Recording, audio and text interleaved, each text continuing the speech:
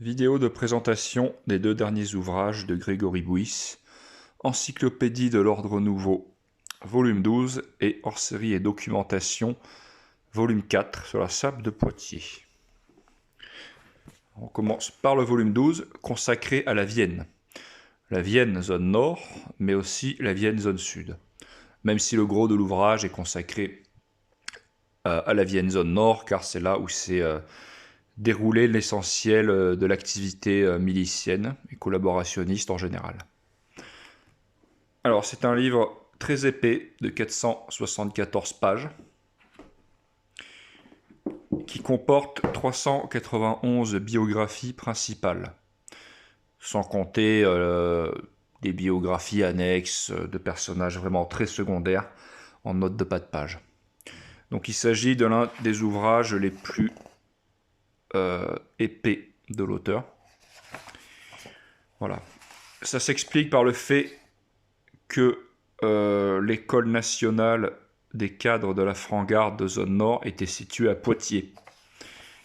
Et donc près de 320 hommes ont transité par cette école entre avril et août 1944. D'où un nombre élevé de biographies. L'ouvrage commence sur la Vienne zone sud, avec comme toujours en premier des organigrammes et listings détaillés, avant d'attaquer le corps principal du livre, qu'il s'agit des biographies. Voilà, biographies qui sont assez, on va dire, serrées, hein. Il y a assez peu d'espace vide sur chaque page, comme vous pouvez le voir. Car forcément, il ne fallait pas que l'ouvrage soit trop gros non plus. Voilà. Donc, comme dit précédemment, le chapitre sur la Vienne zone sud est le plus léger de l'ouvrage, forcément. Car l'activité SOL puis milice y a été assez faible. Voilà. La milice de la Vienne en zone sud a été rattachée assez tôt à l'union départementale de l'Indre, puis à celle de la Charente. Donc l'activité y a vraiment été faible. Contrairement à la Vienne zone nord, tout l'inverse. Vous pouvez voir ici des photos de l'école des cadres. Voilà, le rendu des photos est plutôt pas mal, je suis plutôt satisfait, car il s'agit de l'édition basique noir et blanc. Avec, comme d'habitude, les organigrammes, un historique de la milice, et des organigrammes vraiment détaillés au maximum, et totalement inédits, bien sûr. Voilà, sur plusieurs périodes. Un listing très conséquent de absolument tous les miliciens recensés, que ce soit franc-garde permanent ou bénévoles, miliciennes et compagnie.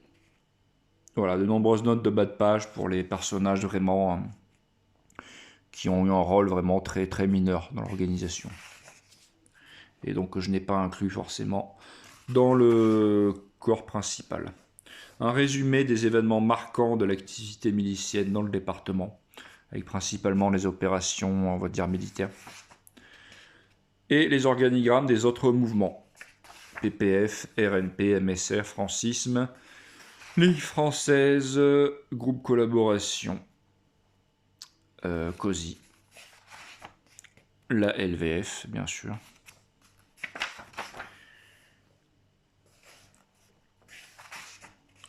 Des photographies des différentes permanences et lieux de regroupement des partis de l'époque. Voilà, avant d'attaquer les biographies proprement parlées. Il y a environ 150 photos dans l'ouvrage. La quasi-totalité inédite, jamais publiée nulle part. Et pour cause. Environ 320 cartons de dossiers cours de justice ont été dépouillés pour la Vienne, même s'il y a aussi des dossiers d'autres départements. Et de mémoire, environ 40 dossiers, cartons de dossiers chambre civique. Donc la masse de de dossiers, de personnages à traiter était vraiment énorme. Voilà. Bon, je ne vais pas faire toutes les pages, toutes les biographies, mais voilà, c'est un ouvrage très documenté avec beaucoup de documentation et de photos. Voilà, les parcours sont vraiment extrêmement variés.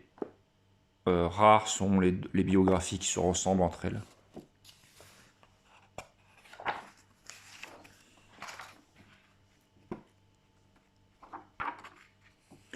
Des destins vraiment très variables et parfois tragiques, mais souvent très intéressants. Nous passons donc au hors-série documentation et iconographie, volume 4, qui est en quelque sorte un ouvrage jumelé, on va dire, au volume 12, consacré à la SAP de Poitiers, la section des affaires politiques.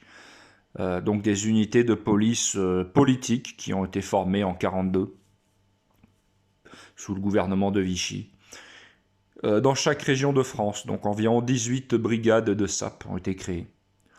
Avec un zèle très différent selon les régions. Et celle de Poitiers fut clairement l'une des plus actives, avec celle de Bordeaux. Donc l'ouvrage fait environ 130 pages, il est un peu plus léger, et je ne l'ai pas inclus dans le volume 12 pour des raisons pratiques, on va dire. Voilà, donc il a la biographie d'une vingtaine même d'inspecteurs de la SAP, avec, chose assez rare, l'exposé des faits reproduit tel quel, pour vraiment bien comprendre les tenants et aboutissants des différentes affaires traitées par cette police. Donc, par exemple, pour le commissaire Rousselet, on a une bonne soixantaine de feuilles d'exposé des faits, qui détaillent au menu vraiment chaque affaire, chaque arrestation. C'est le principal, mais les autres ne sont pas en reste, avec des extraits d'interrogatoire ou d'exposé des faits également, pour pas mal d'inspecteurs, surtout les plus actifs. Il faut savoir qu'environ la moitié des inspecteurs de la SAP ont joué un rôle actif, pendant que les autres, on va dire, lambinaient dans leur bureau ou étaient affectés vraiment à des tâches subalternes, comme des commissions rogatoires ou ce genre de choses. Donc c'est vrai qu'il y a eu un peu deux catégories, vraiment les actifs, souvent condamnés à mort d'ailleurs, et les très peu actifs, souvent acquittés. Voilà, c'était soit l'un soit l'autre en général, dans ce genre d'unité. Bon, voilà, c'est tout pour aujourd'hui.